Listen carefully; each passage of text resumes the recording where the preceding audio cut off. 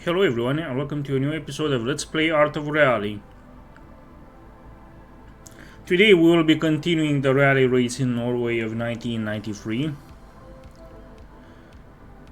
Good stuff will be happening today, I'm predicting anyway. God, I love the look of this game. It's such a clean and simplistic but also visually stunning look.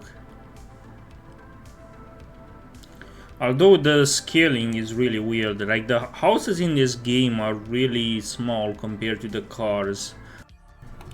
Okay, let's begin. Begin the stage.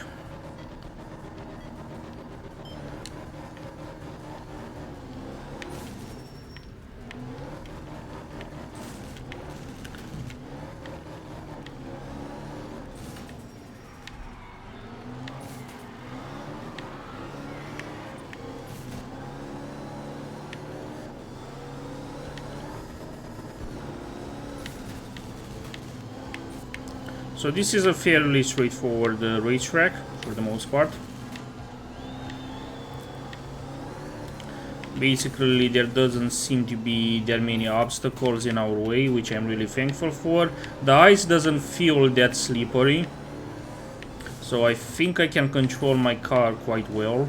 Like, I don't think I'm having any issues as far as the adhesion of the tires to the road is concerned, or at the very least the slipperiness isn't obvious to me anyway right now. So yeah, things are going quite well for us. We are just a bit over a minute in, and I've already covered half of the racetrack, so around the 2-minute mark I'm expecting to finish this racetrack entirely, if I'm lucky enough.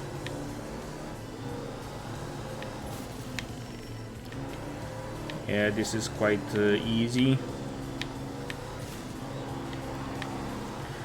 This is a pretty... yeah, the landscape is very beautiful. Like, the reason I bought this game from GOG was that it genuinely looked like it was a very relaxing environment.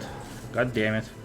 Like, it felt like the game was really relaxing, and the reviews would lead you to think that it was a relaxing game, even though in reality it can be frustrating depending on the car that you are riding in. Certain cars control worse than others in this game.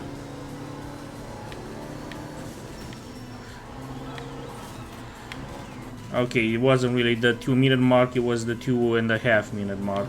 And we're on 5th place, which is quite fine. I can definitely deal with that.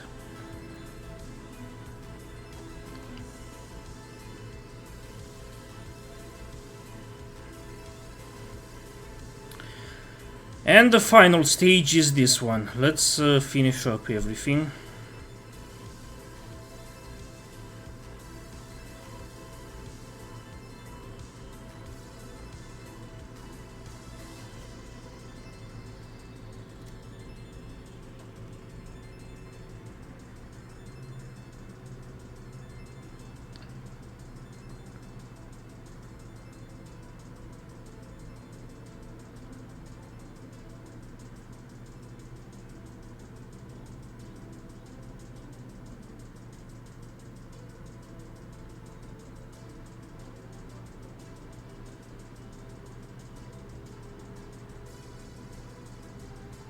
Let's begin. First, let's repair our car. It looks incredibly nasty, but now that it's repaired, it's also washed, so that's quite nice. Let's continue onwards, shall we?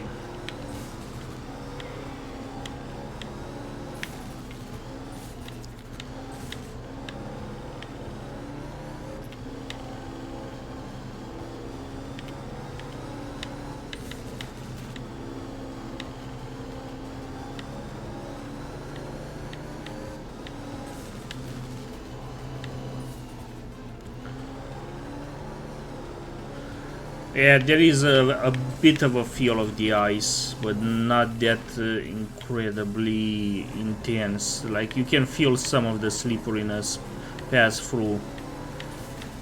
Now I feel it at least. Now this feels, I don't know if this is a longer racetrack than the previous one, but it feels a bit longer. Maybe it's the same length, I don't know.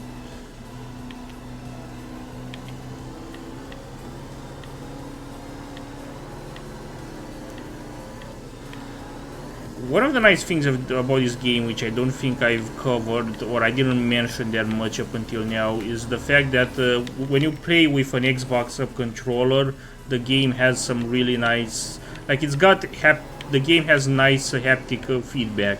So your controller vibrates according to how much your car would normally vibrate.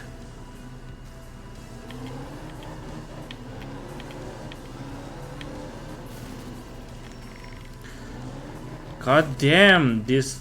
never mind, like, this is extremely slippery. I'm trying to follow these curves, but the moment your car falls outside the road, if the tires just stop responding to your input and they just slip around according to the of inertia, and this is quite annoying.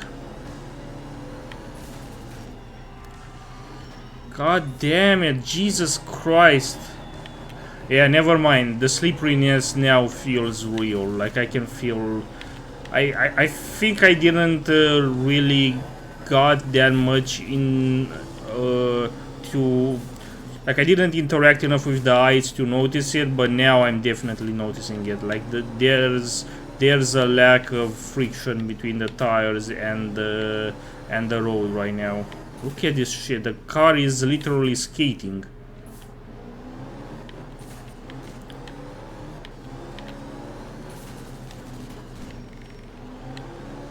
It's really skating on the road, and this is annoying.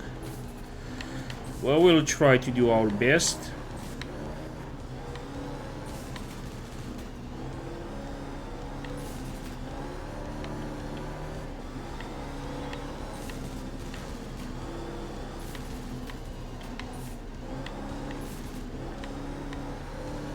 Come on, just a little bit further. Just a little bit further and we're done. Finally. So this time, oh god, we're on 9th place. Like that was genuinely terrible. I did not expect that. So overall, as far as the rally results are concerned, we are on 8th place, at least with this Norway 1993 rally. So 8th place is pretty fucking terrible, all things considered, considering that there are only 10 players.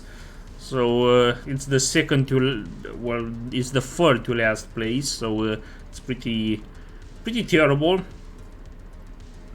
Pretty terrible indeed. Let's move on. Let's see how we did throughout 1993 as a whole. As far as 1993 as a whole is concerned, we are on 7th place. Although we are on the best place concerning the Fujin car that we've been playing. Oh no, never mind. The first place is also used the Fujin. So Arthur Rocho, is that how you pronounce his name? Like, he also used the Fujin and he seems to have done way better than us.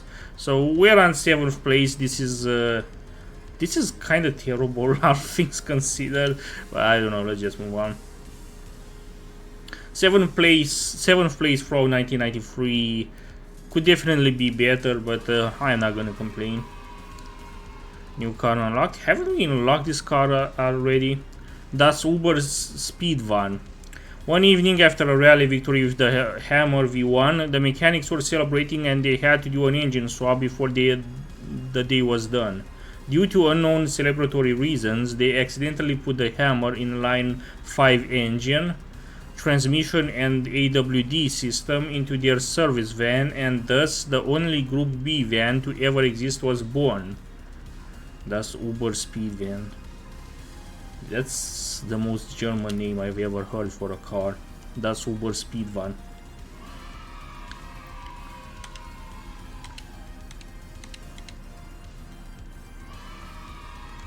What the fuck is that? Is that a freewheeler? Can we have a freewheeler in a rally race? So yeah, this is an extreme downgrade compared to 1992. In 1992 we ended up on 3rd place. 1993 not so well, on 7th place. That's pretty terrible, and I think a lot of that was due to Norway. Like, we did not perform well on Norway at all. So now we're going to move on to 1994. Let's shuffle our car. This time around we get the Max Attack. This Japanese rocket had many versions, and this one's secret weapon was the yaw control, an electronic managed rear differential constantly reading the traction levels and sending the torque to the outside wheel. In short, this meant monster cornering capabilities. Okay, so the first country of 1994 will be Finland, which I'm quite fond of. Lumpy. Actually, it's Yampi. Can be Lumpy. It's a proper noun. So that was like, I really hate how the Latin alphabet has such confusion between its letters, particularly the uppercase and the lowercase letters. An uppercase I is so similar in its appearance as a lowercase L. And that always ends up confusing people, particularly if you're not using proper fonts to differentiate between them. This is why I've always made the case that if you write passwords down on pieces of paper or stuff like that, where you cannot differentiate between the letters just from their the way they look, you should always use a font that somehow makes it obvious whether it's an uppercase I or a lowercase L. There are fonts that help with that, which is quite nice.